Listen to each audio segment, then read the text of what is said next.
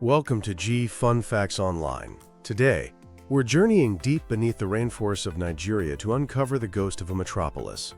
This isn't a mythical city like El Dorado. This was Edo, now known as Benin City, the capital of a West African kingdom that was, for centuries, one of the most sophisticated urban centers on Earth. Its story is one of incredible planning, staggering engineering, and breathtaking art, followed by a brutal colonial rupture, and now, a modern-day rediscovery that is peeling back the layers of time. For centuries, the Kingdom of Benin was a powerhouse in West Africa, thriving from at least the 13th century. When the first European visitors arrived in the late 15th century, they were stunned. They found a vast, orderly city that defied all their expectations of Africa. The Portuguese, who reached Benin around 1485, called it the Great City of Benin, high praise at a time when they rarely acknowledged African settlements as cities at all. Their accounts paint a picture of sheer magnificence. In 1691, a Portuguese ship captain, Lourenço Pinto, wrote that Great Benin, where the king resides, is larger than Lisbon. All the streets run straight and as far as the eye can see.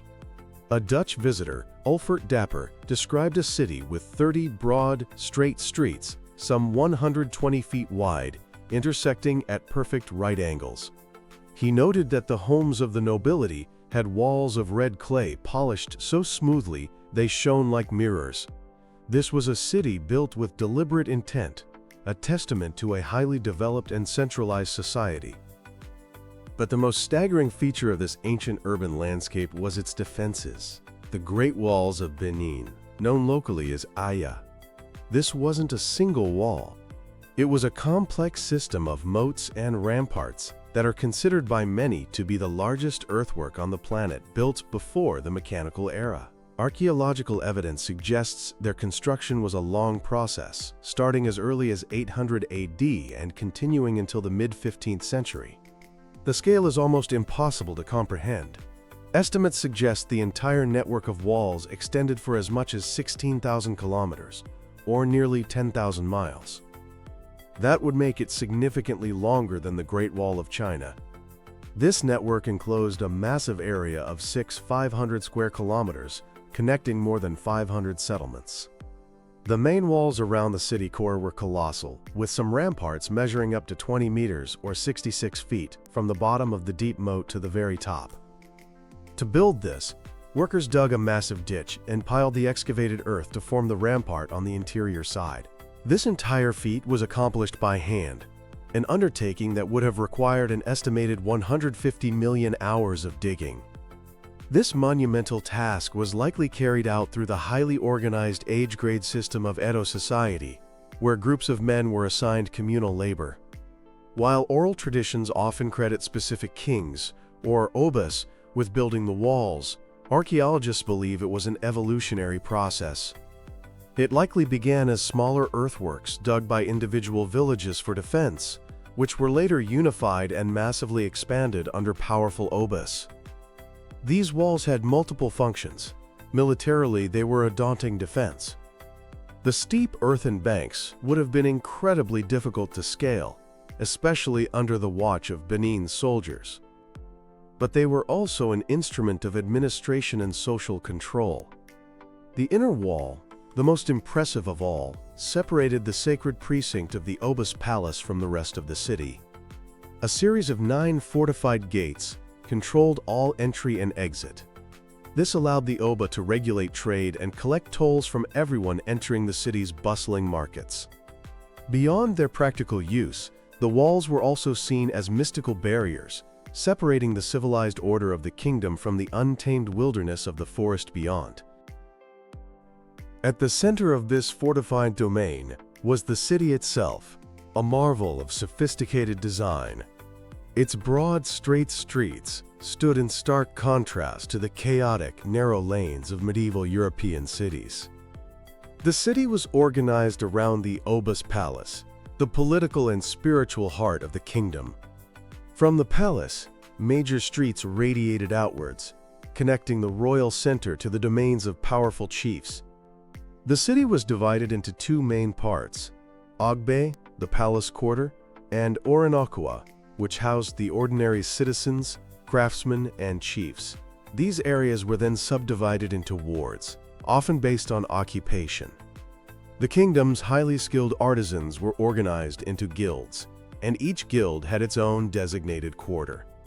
For instance, the Igun Eronwan, the famous bronze casters, and the Igbesanwan, the ivory and wood carvers, lived and worked in specific areas, ensuring their precious skills were passed down through generations. But the layout of Benin City was more than just a grid. It followed a sophisticated design principle we now know as fractal geometry. The ethnomathematician Ron Eglash has shown that the city was consciously laid out in repeating patterns at different scales. A similar shape was repeated in the layout of the rooms in a house, the house itself within its compound, and the cluster of compounds within a village. The palaces of the chiefs were essentially smaller replications of the Oba's palace. This self-similar pattern created a cityscape that was both highly organized and infinitely complex. As Eglash noted, when Europeans first came to Africa, they considered the architecture very disorganized and thus primitive.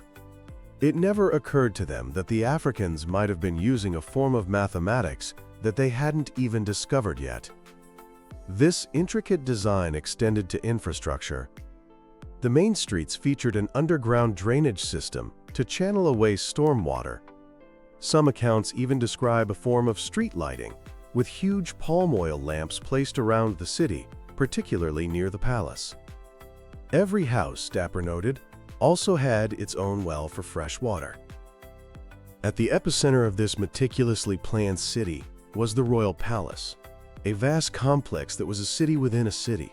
Described by Dapper as being as large as the town of Haarlem in Holland, it was enclosed by its own wall and was a sprawling series of magnificent courtyards and apartments. This was the administrative, ceremonial, and religious center of the entire Benin Kingdom. The architecture was on a scale of unparalleled grandeur. The palace was a labyrinthine complex of open courtyards for public ceremonies and more private residential areas. Its walls were made of the same polished red earth, and its galleries featured carved wooden pillars supporting the roofs. But what made the palace truly spectacular was its decoration. In the 16th century, Oba Esigi ordered the pillars of his reception halls to be covered with over 850 cast brass plaques, the world-renowned Benin bronzes. These plaques were not mere decoration. They were a royal archive, a visual history that chronicled the kingdom's past, depicting court officials, military victories, and religious rituals. The sight of hundreds of these shimmering plaques shining in the African sun must have been breathtaking. Royal ancestral altars were adorned with cast metal heads, exquisitely carved ivory tusks, and brass figures. Towers topped with brass sculptures of birds were visible over the perimeter walls, making the Oba's home the most imposing structure in the city. This splendor was sustained by a highly organized society. In the city, this was refined through a system of at least 68 guilds, each specializing in a craft or service for the Oba. These included the famous bronze casters and ivory carvers, but also blacksmiths, weavers, carpenters, leather workers, and even astrologers. While they worked primarily for the Oba, they could also sell their wares to wealthy chiefs, allowing some craftsmen to become rich and renowned. The majority of the kingdom's people were farmers who grew the staple crops that fed the kingdom, primarily yams. Religion permeated every aspect of Edo life. The traditional faith was centered on a supreme creator god, Osanabua, with a pantheon of other deities below him. The Oba himself was a divine figure, second in status only to the gods, a fact that underpinned his absolute authority. For centuries, Benin maintained its independence, engaging in robust trade with European powers. The kingdom traded ivory, palm oil, and textiles for firearms and brass bracelets known as manillas, which were melted down to create the iconic artworks. The Oba skillfully controlled this trade, enriching the kingdom while keeping Europeans at arm's length. By the late 19th century, however, an aggressive and expanding British Empire wanted in. Irked by the Oba's trade monopoly, and covetous of the region's resources, the British sought to bring the kingdom under their control. The breaking point came in January 1897. A British official, James Phillips, led a large expedition to Benin City, despite being explicitly warned not to come because the Oba was observing important religious ceremonies. Believing the mission's true intent was to depose the king, some of the Oba's chiefs, acting against his wishes, ordered an ambush. Phillips and most of his party were killed. The British retaliation was swift, massive, and brutal. A force of 200 men, armed with Maxim machine guns, was dispatched on a punitive expedition with clear orders: capture the Oba and burn Benin City to the ground. In February 1897, the British forces stormed the city. After overcoming a determined defense, they unleashed a wave of destruction. The city was thoroughly looted in what has been described as one of the great cultural thefts in history. Soldiers stripped the palace and shrines of their treasures. Over 3,000 works of art, the bronze plaques, ivory tusks, and commemorative heads that represented centuries of Benin's history and spiritual life, were plundered. Then, the city was razed. A fire, whether by accident or design, engulfed the palace and much of the city, burning for days. The great city of Benin was reduced to ashes. The Oba was captured and exiled, and the kingdom was absorbed into British Nigeria. The looted treasures were auctioned in London to pay for the expedition, scattering a nation's heritage across the museums of the world. For decades, the great city lay buried beneath the modern metropolis that grew in its place.